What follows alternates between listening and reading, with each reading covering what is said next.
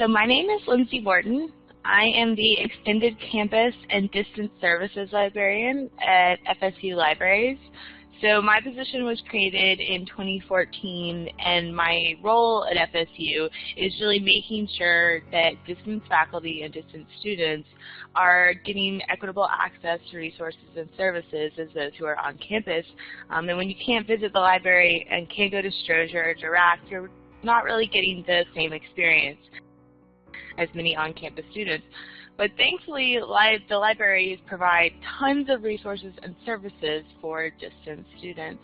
So I'm going to actually be talking today about how instructors can use library resources to enhance their online course sites. I think a lot of people probably think the library is still mostly about books, and that that's the majority of our collection, and that's not true anymore. We spend a majority of our funding on electronic resources, which are available 24/7 right from your computer to any current student or faculty member. So we're going to talk about that. We're going to talk about some open access options as well, and I'm going to go ahead and get started. And I'm also going to turn off my video so it doesn't get laggy.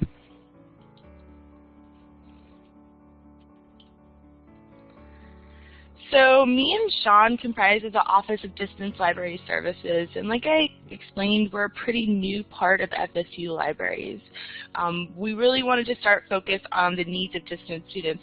While this has been something that is done at FSU by different subject librarians, maybe they were thinking about it during collections or ILL, they were never really thinking about it holistically, and so that is why we came in to sort of look at the bigger picture of what it means to be a distance student or teach a distance class at FSU. And that's when we really started to enhance our online resources and services. So as I explained before, the majority of our journals, our databases, we now mostly purchase ebooks, are all available online through the library website. And you don't just have to go through the library website. Library materials can actually be used and embedded in your course site to enhance your online class. And so that's what we're going to be talking about today. Instead of creating a really static course site or feeling like you have to create all of your own content, you can use a lot of the content that the library provides to make your course site much more engaging and really full and rich, and also teach students about library materials, about research materials. So the main point of my presentation today is that I want you to walk away knowing that FSU Libraries are here to help you and make your life easier. We understand how trying it can be being an instructor sometimes when you're teaching multiple courses. Online courses may have the false reputation of taking less effort, when we all know they probably take more effort actually. And so libraries are here to help you and make your course and your curriculum and your teaching easier. And that's something we want you to always remember, whether you can contact me and really talk specifically about supporting your distance class, or whether you develop that relationship with your subject librarian. It's something that's always going to facilitate and support you, and that's what we're here to do. So one of the first things I want to talk about today is eReserves. This is a service that the library has offered for a while, and we can create a collection of online course reserves for your class. So as of now, a lot of instructors just sort of put PDFs of articles right into their course, and this works fine, but we can actually add those right into your course for you. You would literally just contact our reserves at lib-reserves@fsu.edu, and that you would tell them what you wanted us to put in your course. We can put journal articles, ebooks, or even videos from our databases. So this is important because instead of just uploading a PDF, which may not be actually a legal copy, and even though it's covered under the TEACH Act, it's teaching students best practices of using library resources and using the databases, and we give you those permalinks. And so this is something really easy that you can do. Most of the time, instructors just email their syllabus to our course reserves, and we will go ahead and put those in your course for you.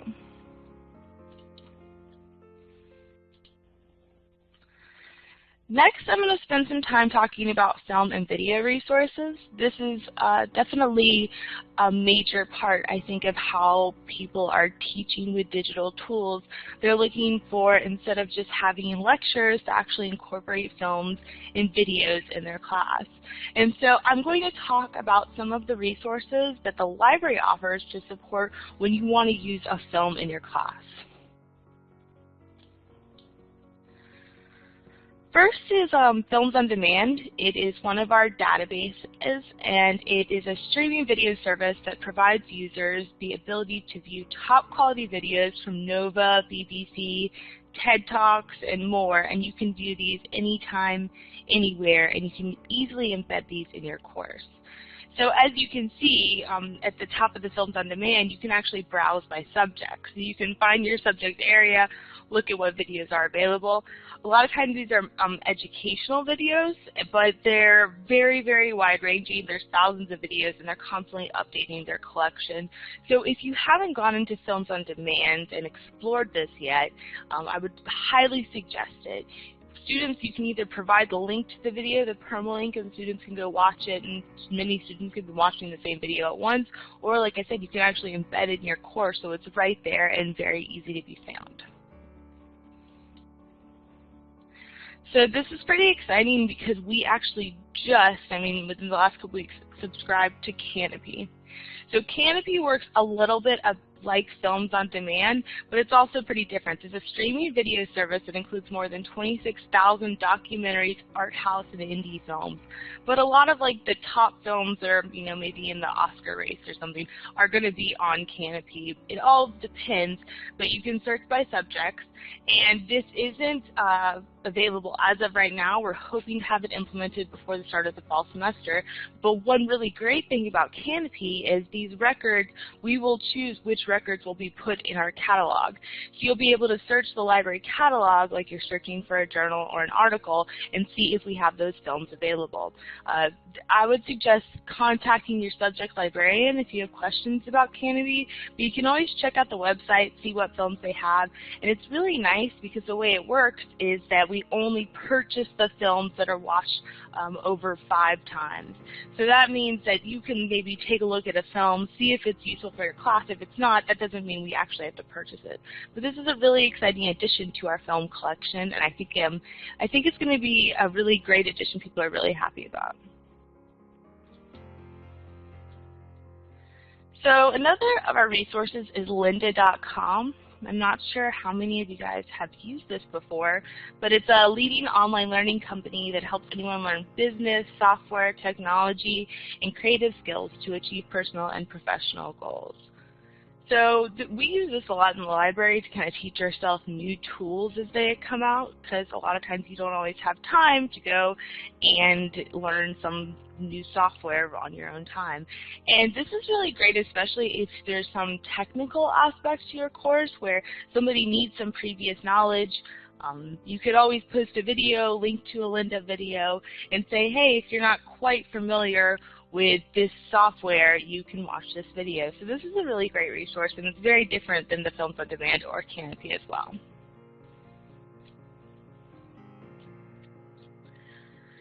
So another resource we offer is our own collection of libraries, video, and tutorials.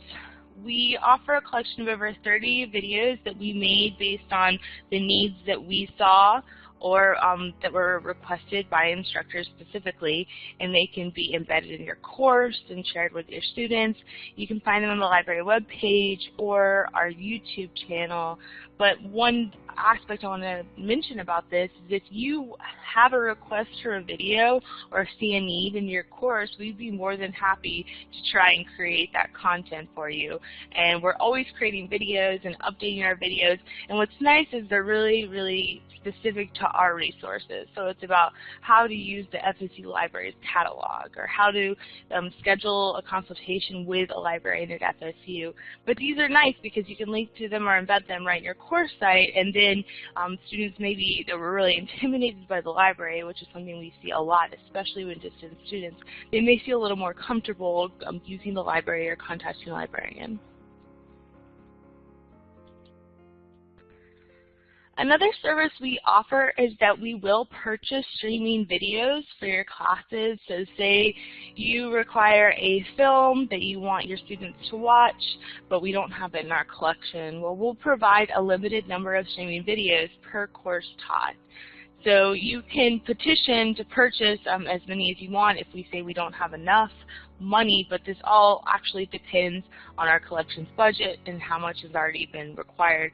What we're hoping is that because of Kanopy, we will have a little bit more flexibility with our streaming videos that we purchase, but this is somewhere where you would contact your subject librarian, talk about the cost, what video you need, but it is something that we can offer, and that means that we would actually have the rights to that video, and your students could watch it whenever they need it, and they would be added right into your online course reserves in your Blackboard course site.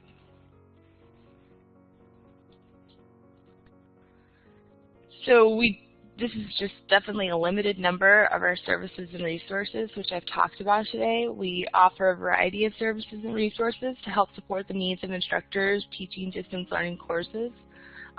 So I really want you to always feel like you can reach out to me, reach out to your subject librarian, especially if you're in a particular situation or you have a particular need. We're always going to try and help you.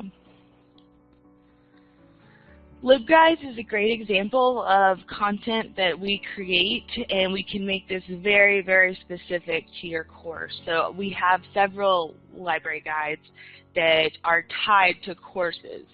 So one really in-depth one I saw actually had weekly tabs where it was saying, hey, here's the permalinks to your readings for each week. And this is something your subject librarian would create for you. And it can be embedded with videos, sound clips, other media. So it's a lot more engaging, and it can be a really great resource that we make for you to supplement your course site. And so I would really recommend going through our library guides that we have right now, seeing what we have available for your subject area, and if you see there's a gap, contact your subject librarian and talk to them about creating the guide for your course. So me, the Distance Services Librarian, or your subject librarian can create a custom tutorial, which can be a screencast, an animated slideshow, etc., or video to fit the needs of your course. So I'm the subject librarian for social work, and I talked about me creating videos, and one of the things that they came to me and spoke about was they were having a lot of issues with APA citations. And very specific issues they kept seeing over and over again. And so Sean and I actually created videos that were very, very specific to these problems they were seeing in their courses, and they were able to share those in their class and embed those in their course sites. So this is a service we offer, and I would suggest always coming to me and explaining if you see a need for that.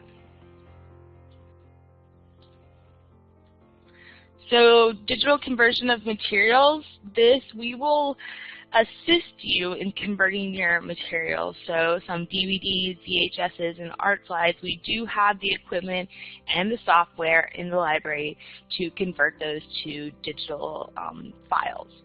So if you would like some more information about that, you can always talk to our technology team, and they would be able to assist you.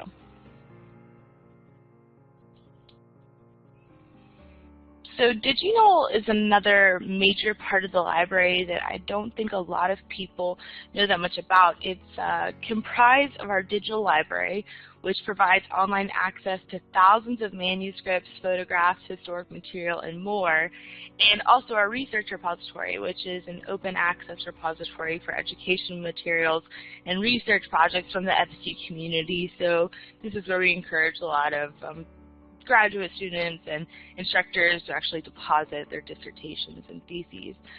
But the digital library is a really, really neat resource because this is stuff that we digitized ourselves. It's not going to be available anywhere else on the internet or in the world.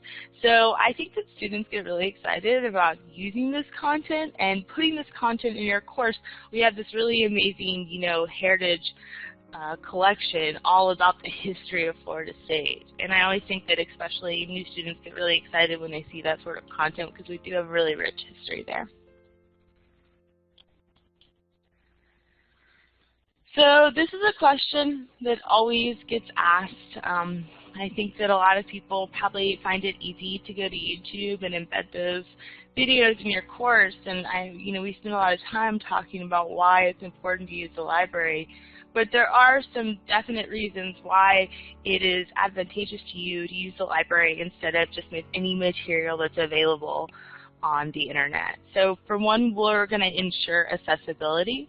That's something we think about. We make sure that all our materials are accessible for people with audio or visual disabilities, and so that's something you don't have to worry about. There's a lot of videos that are available online that do not have transcripts, aren't able to be transcripted, so that's something that I would think about. Permalinks, no broken links. Nobody likes when they're going their course, maybe they're in a little bit late, and they click on a link to an article and it's not working. It's very frustrating, and I'm sure it's frustrating for you when you get 12 emails within 4 hours of students telling you a link is broken. So we maintain all of our permalinks internally. We have people in our technology and our electronic resources department that make sure those are always working. So pretty much we want to make sure that we're handling the problems promptly or at the time of need with the resource instead of you having to deal with it. So it's supposedly going to take some stress off you and sort of put that resource support on the libraries instead. The last reason is copyright and intellectual property, and this is a huge reason because a lot of what you find online and even on YouTube is not in line with copyright law, and this is something that you should be really, really cognizant of because that responsibility always falls on the instructor. And we have people at FSU, we have a scholarly communication librarian who's our copyright go-to, so that's a service we offer, that we will help you make sure you're complying with copyright law. So let's talk a little bit more about copyright and intellectual property, because this is something very important that, once again, we really want to make sure you don't just go the easy route, because I think that another point I always want to make here is we're trying to teach students to use resources and materials responsibly, and when we just sort of upload videos or movies or entire films, like examples I've seen before, into a course, it's really not teaching a best practice of how you use material, and that's sort of where I think a lot of the idea of plagiarism now stems from, when they don't see that importance of making sure we go through the correct channels. So what can you use in your course? You can use anything in the public domain. It's very easy to Google and see what's in the public domain. There's a lot of different rules. You can use anything that has a Creative Commons license. So sometimes it's an attributive license, and a lot of times it's very clear whether things have Creative Commons license or not. You can gain permission from the copyright holder. So I actually have seen a lot of instructors do this before, is email who it is who created it, ask if they can use it, and almost always they'll say yes. Or you can use something that is protected under fair use. And when considering whether something is under fair use, you really need to think about 4 different aspects. What is the purpose? How are you using it? What's the nature? So what environment are you using it in? How much of it are you using? And what effect does it have on the market? So I think for academic purposes, purposes really and amount are the ones that we really need to think about.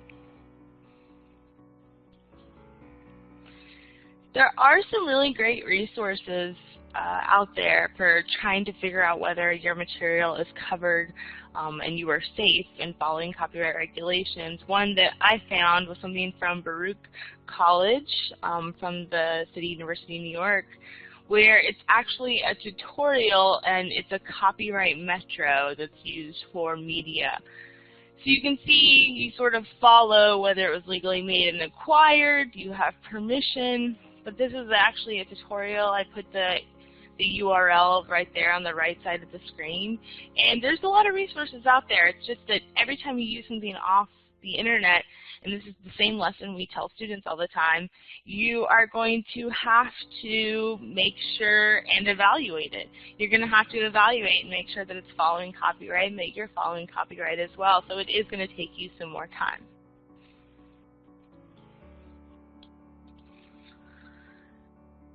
Something we're really trying to push at the library kind of like holistically is this idea of open access resources. So here is a definition of open access literature from Peter Suber.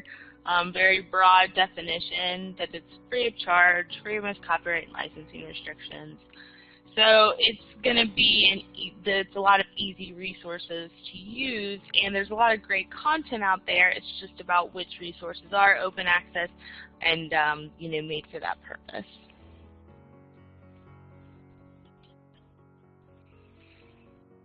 So YouTube provides access to a lot of open access resources, and we know a lot of instructors are using YouTube films.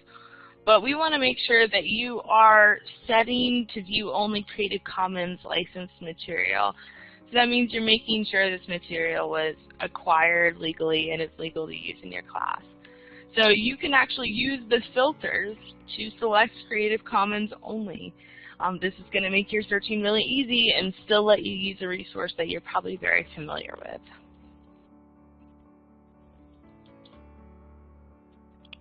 The Digital Public Library of America, it's a free online library. It provides access to millions of books, photographs, audio-visual materials, and more from library museums and archives across the nation. So this is something we suggest that maybe if you aren't familiar with, you at least go and search, see what they have. They really do have some great sound clips, some great audio clips that may be really useful to put in your course. And these are materials that you can use during a discussion board, in an assignment, as just a post and announcement. But it's going to make your course just instantly more interesting to viewers. So CreativeCommons.org is another great resource. They're a nonprofit organization that enables the sharing and use of creativity and knowledge through free legal tools. So on their website, they provide a search engine to search other sites for materials with a Creative Commons license. And not sure if how the quality of this image is, but you can see that right now they're searching Flickr, YouTube, Pixabay, Wikimedia Commons. So they're searching a bunch of different resources at once, and this is especially great for maybe images, to make sure you're using images that are covered under Creative Commons.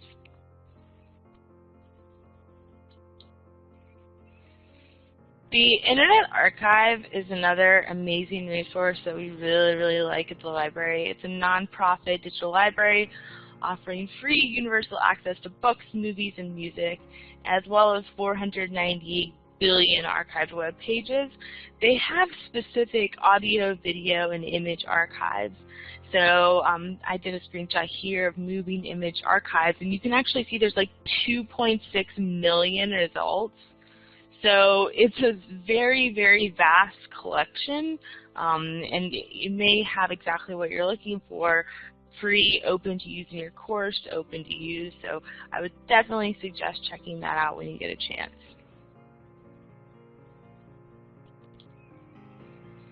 There's a lot of other websites that I could have gone over today.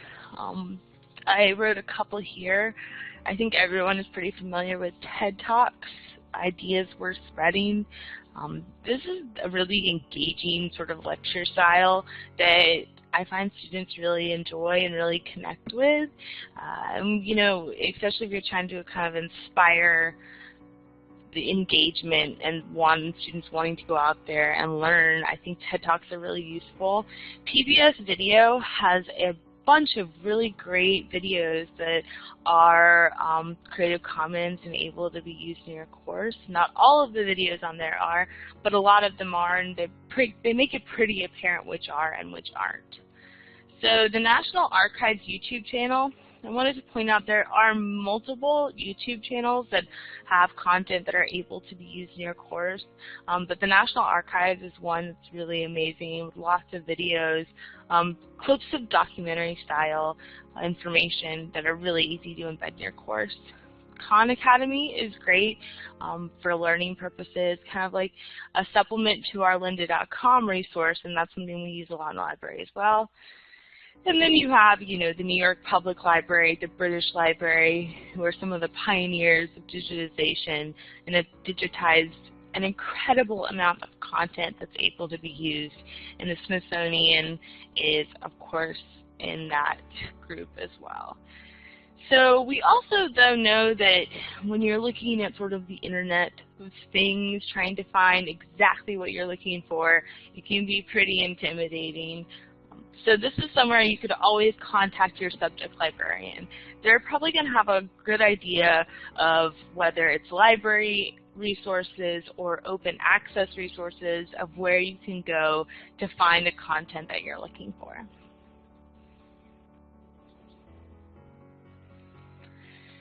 So just to provide an overview of what we talked about today, we talked about some library media resources, so our film databases, Kanopy, which I think is going to be really exciting, as well as some of the resources we offer, and then as well as our services to support distance learning courses and to support students who never come on campus. Then also that the library is there for you to support your copyright and intellectual property needs. Always feel like you can come to us with questions or to navigate the very murky copyright waters. And we also are there to help you with open access resources and to point you in the right direction. I think that this speaks to our commitment to really go what we're providing online and take that a step further and always be improving, is that we have spent a lot of time working on our new website. And it is not live yet. This is a special sneak peek for the workshop today, but it's going to be debuted, I believe, in a week or so. But as you can see, we thought a lot about the way students and faculty use our website, and we tried to make it much more usable and user-friendly. And so a lot of these resources are going to be even easier to use. Hopefully our website's going to be easier to use, and people are really going to like it. So before we go to questions, I'm actually going to share my screen and show you an example of what we've done with the Blackboard course site and embedding some library material. And this is nothing too fancy.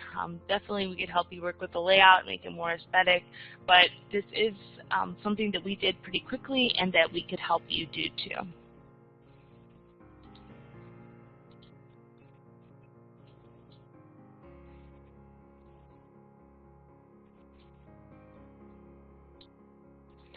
So here is a course that we created sort of as a sandbox to play around and see what we can do with library materials. You see that for announcement, we actually embedded a video from National Geographic right there. So that's a cool way to kind of make your announcements more with videos and with text.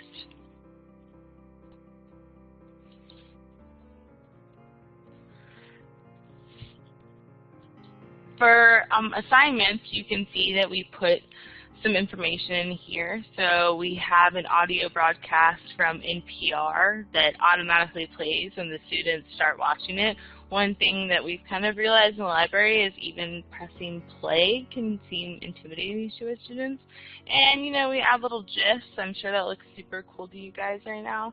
But it's something to make things a little more engaging. And I mean, think about like the way everyone, I say students, but really I mean like everyone likes kind of the BuzzFeed, funny, filled with images, filled with GIFs, and so that's kind of interesting. But what we really worked on today was the Library Resources tab. So here we were able to embed several of our resources, and the first one up here is the Ask Librarian box. And I'm not sure how many of you guys are familiar with this service, but this is actually a live chat service where you can chat with an FSU librarian anytime Strozier is open. So during the fall and the spring, Strozier is open 24 hours a day, 5 days a week. We only close early on Fridays and Saturday evenings. So that means Wednesday at 3 a.m. a student or an instructor can get on here and ask the librarian a question. Having this embedded in your course site is going to provide that like on-demand assistance to where students aren't emailing you expecting to get a response within 15 minutes. So I think this is a really great supplement to the support that you will give, and we can answer a lot of questions, especially about resources and about services. Two of the other things we can embed in the course are tutorial videos. So you can kind of choose what tutorial videos work in your course, whether you want something about plagiarism or it's about how to find a peer-reviewed article very quickly. And also we can embed LibGuides in course. So say we did create a LibGuide for your course specifically, we could embed that right in your course. We also were able to embed the one search box right in a course, and why this is really neat is because that you are able to search FSU library resources right here in your course, and then it pops out with your results in a new tab. And so that means that students don't even have to go to the library website to search through our catalog, to search through articles or other resources. They can do it right from your course site.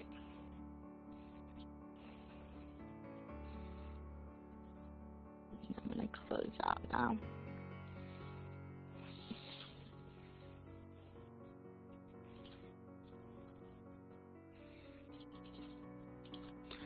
So that's pretty much what I had for my presentation today.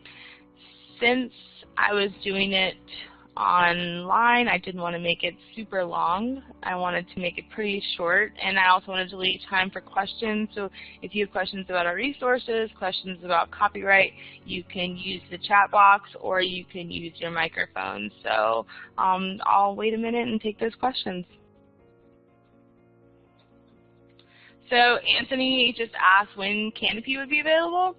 We are expecting that Kanopy will be available before classes start, and we will hopefully have those records loaded into the catalog as well.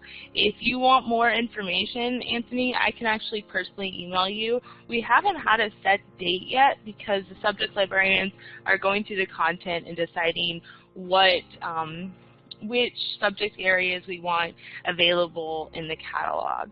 But this may be something that you want to contact your subject librarian about, and that way they can make sure and get the material you want in the catalog and keep you up to date. But I could also, like I said, Anthony, I'll write you an email and follow up about that.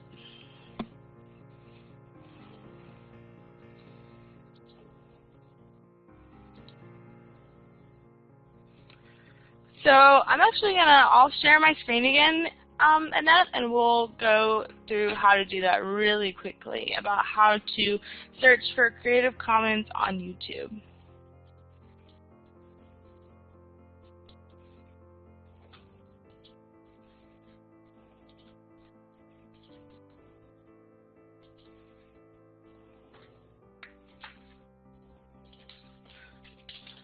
So if I go to YouTube, and then I would do a search. So I will search for Whaling Japan. And then right here, I will click Filters. And you will see under Features right here, Creative Commons is one of the features. So it makes it really, really easy. And now it's going to provide filtered results. So all of these are actually available to be used in your course when they're covered under Creative Commons. Does that answer your question, Annette? Do you want me to go through that one more time?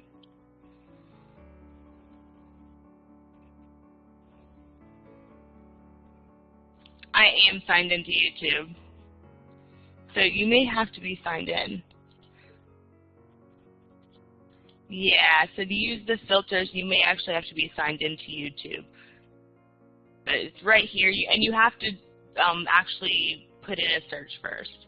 So when the main YouTube page just comes up, you don't see the filters until after you actually act on your search. So that's how a lot of searching goes in the library too, where you have to do a search and then you can actually limit it to peer-reviewed material.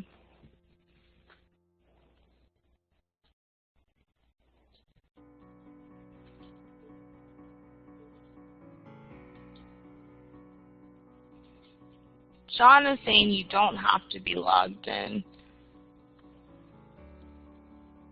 So let me go back and try it again.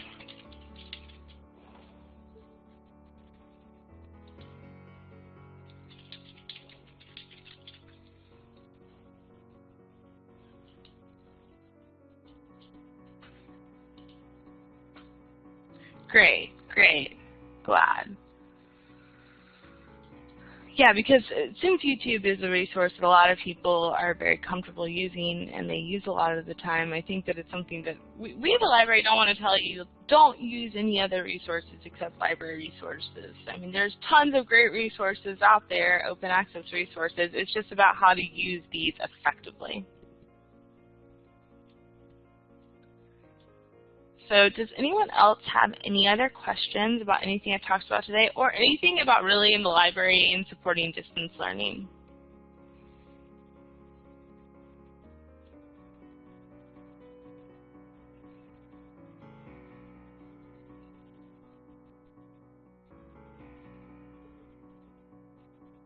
I am also really looking forward to Kanopy. This is a decision that we actually made sort of during the American Library Association conference that we were going to team up with them. And it's something I've been advocating for a long time, especially since we have some video resources, but I think more and more that's what instructors are looking for in their courses, and that's what students want in their courses are these video collections. So being able to have this very vast collection where it's not just educational films, it's just mostly films on demand, but it's going to provide those kind of like artsy indie documentary films that actually work in a lot of the courses that are taught now. Well, I want to thank you guys a lot for attending my presentation. I am going to make this recording available on our YouTube channel, so I would be happy to follow up and email you and definitely make this available to you in case you want to go back and review anything. Also, I will be sending out an email to participants with the evaluation that you will then send to Annette Jones, and I'll provide all that information in the email. But thanks again for attending this presentation. I'm glad that we were able to do an online session, and I hope that it works well for you.